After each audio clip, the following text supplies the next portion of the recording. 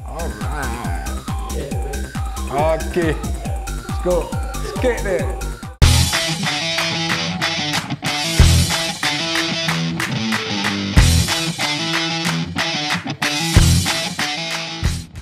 Hari ini abang akan ceritakan pasal budak disco. Pasal budak disco yang cucuk langit tu. Ini yang terjadi. Okay, sebelum tu subscribe, like, komen dan tekan loceng untuk dapatkan berita cerita-cerita abang yang terbaru. Kalau nak sewa iklan dekat sini atau bawah ni atau dekat sini atau dekat sini boleh rujuk nombor di bawah. On tak on? Kalau on, abang teruskan. Cerita ni memang sensasi lah dulu pasal budak disco Cerita dia, kita diberi rehat 2 hari oleh coach Claude Leroy dan dia bagi kebenaran untuk kita orang keluar. So kita orang keluar lah, ialah kita orang nak berehat dengan live band. Kita duduk sekali dengan reporter, dengan muzik semua. Bila kita duduk dengan reporter semua, tak ada masalah, tak ada suara, tak ada apa, kita relax. Release tension kan. Yalah, sebagai budak muda. Jadi bila dah habis kita mendengar muzik semua dekat situ, dekat disco tu, kita orang pun balik. Bila balik timbul macam-macam cerita, cakap 6 budak disco lah, berhibur lah, apalah. Padahal coach sendiri beri kebenaran, bukan tak beri kebenaran. Kalau coach Mat Saleh ni dia tak ada masalah. Yang jadi problem ni orang kita. Dalam masa sama, rakan kita juga. Saya tak perlu nak sebut nama. Boleh kata semua tahu cerita ni. Rakan kita sendiri yang suruh reporter tu war-warkan untuk menjatuhkan imej saya. Kerana masa tu saya dan rakan-rakan lain tengah peak. So dia tak boleh tengok lebih. Dia yang bagi tahu reporter tu, sebab ini reporter ni sendiri yang jumpa saya. Selepas benda ni berlaku, dia datang jumpa, dia minta maaf dan dia menyatakan ada seseorang yang menyuruh dia untuk menjatuhkan imej saya. Okeylah, tak apalah. Salah tetap salah. Tetapi saya sebenarnya apa yang diceritakan, cakap keluar pagi, keluar pukul 3-4 pagi, kereta lompat pagar. Agak-agak lah kita boleh lompat pagar kan. Itu nampak sangatlah menipu. Sebenarnya tak ada. Sebab kita dapat diberi kebenaran 2 hari. Kita orang keluar awal. Saya tak perlu sebut nama kawan-kawan saya. Saya tak suka. Sebab benda dah berlalu. Cuma hanya tinggal kenangan dan pengajaran. Inilah kita sebagai manusia, kita akan belajar daripada kesilapan. Jadi kita pun belajar bukan daripada segi disco aja, daripada segi kawan yang baik belum tentu dia real kawan kita. Kadang-kadang dialah duri dalam daging kita. Pengalaman ni semua saya dah belajar. Jadi kalau saya nak bercakap dengan orang pun saya berhati-hati. Memang bila dicop budak disco semua terasa sedih. Semua ada Sebab apa? Saya ada family dan rakan-rakan saya pun sama. Tetapi saya menyatakan dekat diorang, jangan kita kecewa. Sebab apa? Perjuangan kita harus teruskan. Sebab kita masih lagi dalam permainan bola sepak. Jadi dekat situ saya bagi tahu rakan-rakan, okey, kita salah, kita admit. Kita gentleman. Kalau nak ikut lebih pada tu lagi orang buat. Kita orang tak ada buat apa pun. Cuma kesilapan kita disebabkan oleh seorang reporter yang war-warkan. Kalau tidak, tak ada orang tahu pun. Sebab reporter tu pun duduk dengan kita sekali. Itu yang saya cakap, duri dalam daging. Jadi saya tak kisahlah. Dah tak ada apa dah benda ni kan. Benda ni cuma pengajaran. Nak sebut nama pemain-pemain yang kena gantung, saya rasa saya tak perlu sebut lah. Sebab saya seorang yang orang cakap bertanggungjawab. Sebab apa? Bila cerita pasal budak disco ni adalah kisah kehidupan saya. So saya tak nak babitkan yang 5 orang lagi ni. Saya tak perlu sebut nama mereka. Kerana ini kehidupan saya, pengalaman saya. Apa orang nak kata, orang kata. Sebab setiap manusia akan melakukan kesilapan. Dan kesilapan itulah kita belajar untuk menjadi lebih matang. Dan umur saya pun dah berapa sekarang. Jadi kita dah belajar dah benda-benda ni. So selepas ni kalau budak baru nak bercerita dengan kita senyum je lah. Orang cakap apa, bak kata orang tua kata, siapa yang makan garam dulu. Itu yang kita katakan, pengalaman memang tidak boleh dibeli. Sukar untuk kita lupakan apa yang telah terjadi, apa yang telah berlaku 20 tahun yang lepas. Jadi kita dalam masa sama, kita belajar. Dan Alhamdulillah, saya cakap terus terang, dengan umur saya yang sekarang, saya bersyukur ke Allah Ta'ala. Dah orang cakap apa, settle down lah. Dah tak adalah benda-benda ni lagi lah dalam saya punya kepala otak ni. Sekarang lebih tumpukan kepada keluarga, family.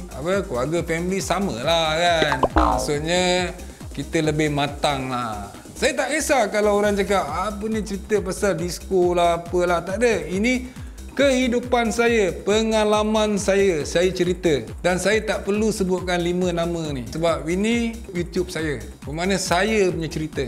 Jika saya babitkan mereka, nanti apa pula perasaan mereka. Saya punya orang, biar saya terluka. Jangan kawan-kawan saya terluka. Itu prinsip saya.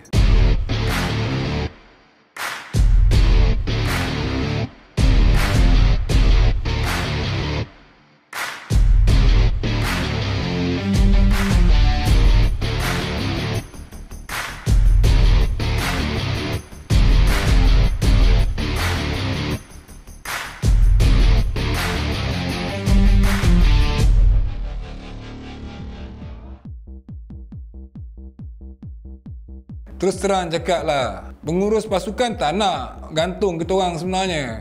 Tetapi ditekan oleh media. Jadi dia terpaksa ambil tindakan. Jadi saya digantung 3 bulan. Tapi dalam masa sama, saya ucapkan ribuan terima kasih kepada Datuk Aini kerana sentiasa memberi kata-kata semangat kepada saya. Untuk saya terus tenang dan terus belajar dari kesilapan. Usaha Datuk Aini lah. Yang pertama lah, yang usaha Datuk Aini cuba nak merayu juga. Datuk Aini cuba sedaya upaya untuk merayu. Tapi apabila hukuman dijatuhkan, Datuk Aini pun kena terima. Dan saya pun kena terima. Cuma yang Datuk Aini membantu saya adalah daripada segi salary lah, kebajikan. Itu kelebihan Datuk Aini.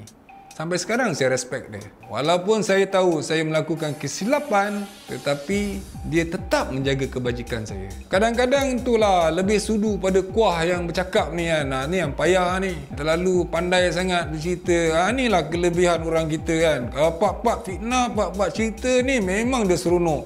Ini tak tahu apa komen nanti dekat dalam ni kan. Kisah disco ni komen abang confirm.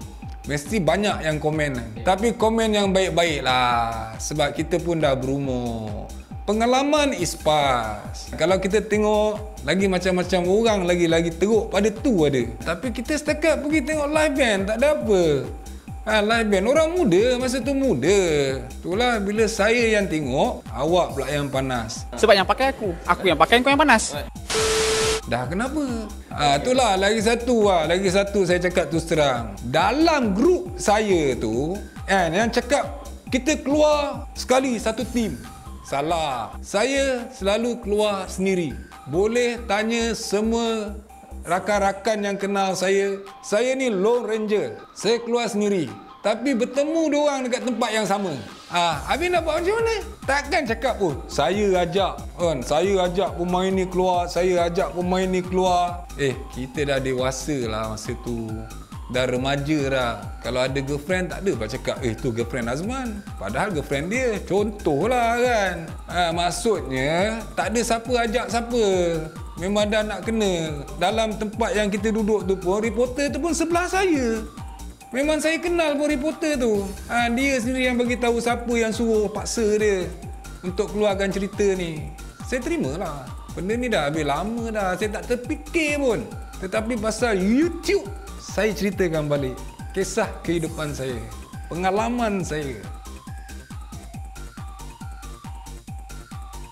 abang first kali lah, macam abang katakan dari awal, abang minta maaf dekat mak abang dulu. Orang pertama abang minta maaf, abang tak peduli dengan orang lain. Sebab orang kata apa, don't give a damn ah. Tak, abang tak peduli apa orang kata. Yang penting abang minta maaf dengan mak abang, dengan arwah abah dan keluarga. Tapi arwah bapa abang lagi steady. Alah, setakat tengok live band. Selepas family bagi kata-kata semangat, abang tetap seperti biasa. Abang ikut Datuk Aini pula ke pejabat. Lepas tu Datuk Aini pula pantau. Aman kat mana? Aman kat mana?